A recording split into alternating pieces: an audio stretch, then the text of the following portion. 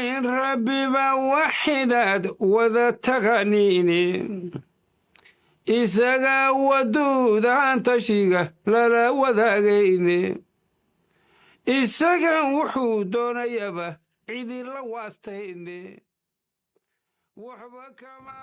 بسم الله الرحمن الرحيم الحمد لله رب العالمين والصلاة والسلام على نبينا محمد وعلى آله وصحبه وسلم أجمعين waxaan noo socdaa casharadeenii taxanaha ahaa ee aan uga hadlaynay magacyada ilaahay subxaanahu wa tacaala waxaan hadda ka hadli doonaa magaca ilaahay ee alquduus alquduus waxay culimmadu ku fasireen inuu yahay ilaahay subxaanahu wa tacaala daahir inuu ka yahay wax kasta oo naqsi keeni kara ama ceeb keeni kara sida darteed ilaahay subxaanahu wa tacaala waa nasiih wanaxnu nusabixu bixamdika wanuqadisu laka nabiga calayhi salaatu wasalaam wuxuu aad iyo aad rukuucdiisa iyo sujuuddiisa u akhrin jiray subuuxun quduusun rabu lmalaa'ikati waaruux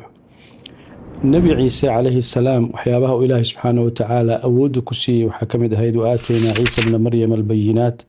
wa ayadnaahu biruuxi lqudus culimmadu waxay leeyihiin albayinaat waxaa loola jeedaa cadeymaha iyo awoodda uu ilaahay subxaanahu wa tacaala nebi ciise siiyey ilaahayna wuxuu ku ayiday wax kasta oo u baahnaa oo ilaahay subxaanahu wa tacaala ugu talagalay in nebi ciise uu ku guto hawshiisii nebinimada iyo hawshiisii rasuulnimada culimmada qaar waxay yidhaahdeen kelmadan alquduus waa kelmad asalkeeda siryaani ahayd oo qadiish bay ahaan jirtay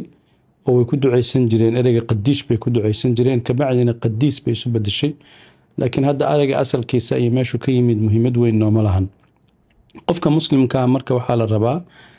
ilaahay subxaanahu wa tacaala maadaama uu ceeb ka nasahan yahay oo ceeb oo dhan uu ka nasahan yahay ilaahay subxaanahu wa tacaalana uu lagu ammaanay isaguna isku ammaanay inuu yahay quduus qofka muslimkaana waxaa laga rabaa inuu dhaqankaas iyo dabeecaddeedii uu la yimaado oo uu lahaado oo uu ka fogaado wax kasta oo keeni kara inuu daahir ka noqon waayo wax kastoo xun waxaa la rabaa fitradiisa ama abuurkiisa asalka ah inay u ogolaato inuu noqdo qof wanaagsan oo ceebta ka carara oo ceebta dhibsada oo naftiisa u diida wax kasta oo naqsi iyo xumaan u keeni kara waxaana la rabaa qofku inuu iimaan ahaan iyo qof ahaan ilaahay subxaana wa tacaala uu ku xiran yahay si aysan asagu u noqonin wax liita ilaahay subxaana wa tacaala marka uu mushrikiinta ka hadlayay wuxuu dhahay inama almushrikuuna najas oo loola jeedo qofka muslimka ah inuu jir ahaanna daahir inuu noqdo laga rabo maskax ahaan iyo mooral ahaanna la rabo inuu daahir u noqdo waxaa kaloo qofka muslimka laga rabaa inuu daahir u noqdo jir ahaanna inuu daahir u noqdo see ugu noqonaysaa weysaqaadka ka mid a salaada aad weysaysanayso waxay ku keenaysaa jirkaaga inuu daahir noqdo waxaa kaloo ka mid a inaad ruuxda laftigeeda daahir ka dhigto oo waxyaabaha ruuxda daahiriya waxaa ka mid ah salaada oo qofka ruuxdiisa iyo calooshiisa hoose iyo maskaxdiisa u daahirinaya haddii uu salaada si wanaagsan oo sidii saxda ahayd uu tukado waxaana ka garanaysaa ilaahi subxana wa tacaala qur-aankiisa wuxuu ku yidhi inanii ana allaahu laa ilaaha ilaa ana facbudnii wa aqim asalaata lidikrii marka salaaddu waxay ka mid tahay waxyaabaha qofka muslimka ah ruuxdiisana toosiya jirkuna weysaqaadka laftigiisa wuu ku toosaa waxaa kaloo qofka muslimka laga rabaa inuu naftiisa daahiriyo oo qof ahaan uu isu daahiriyo waxaa ka mid a sidaa isu daahirinaysa waa inaad zakada la baxdo zakaduna waa laba nooc midna waa midda jirka laga bixiyo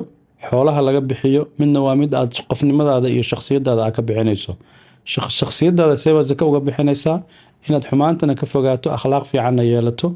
jirkaagana aad zakada ka bixiso adiguna aad u ekaato qof mar walba xaqa lagu leeyahay iska bixinayo oo gudaya waxaa kaloo la rabaa inaad daahiriso maalkaaga oo maalkaaga see ku daahirinaysaa xuquuqda ilaahay ku leeyahay maalkaaga waa inaad guddo oo laba ay ugu muhiimsan yihiin midda koowaadna ay tahay zakada lagu leeyahay maalkaaga oo sanad walba la rabo inaad zakaatulmaalka iska bixiso midda labaadoo maalkaaga la rabo inaad ku daahirisana waa sadaqada aad la baxaysid nabiga caleyhi salaatu wasalaam wuxuu yidhi asadaqatu tudfiu ghadaba rabbi yacni sadaqadu waxyaabaha ay tarto waxaa ka mid a in ilaahi subxana wa tacaala caradiisa kaa fogeyso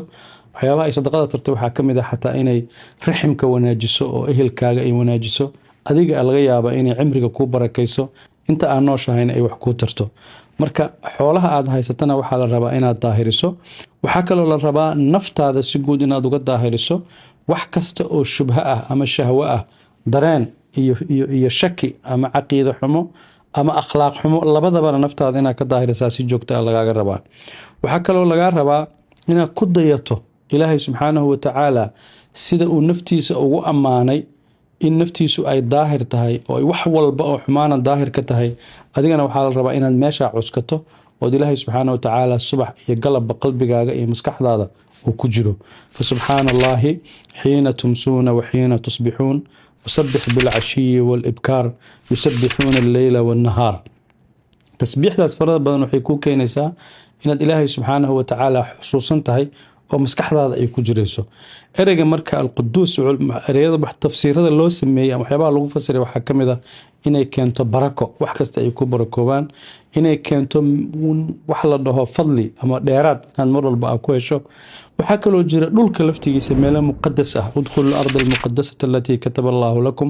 oo ilaahay uu sharfay oo ilaahay wax walba uu ka ilaaliyay. waxaa ka mid ah Maka, meesha xaramka ah oo ilaahay subxaanahu watacaala waxyaabo fara badan oo xuquuqana la siiyey, waxyaabo fara badan oo magaalooyinka loo ogol yahay ayada loo diiday si loo ilaaliyo muqadasnimadeeda ama wax kastoo xumaana in laga fogeeyo loogu talagalay. sidaa darteed qofka muslimka waxaa la rabaa naftiisa inuu dahiro, jirkiisa dahiro, maskaxdiisana uu dahiro si u gaaro meel ay naftiisu ceebka saliin u noqon karto in allaalay inta uu ku dadaali karo. والله تعالى أعلم والسلام عليكم ورحمة الله وبركاته. وحداد وذا تغنيني إساقا ودود عن تشيغا لا وذاقيني إساقا وحودون يبا عيدي لواستيني وحبا كما غرسونو قلبيقو وهن هدو يشو وحي وليبا وواضح إيو واسع ماليناهي الوكيل مغا إيسو ووارسان دمانا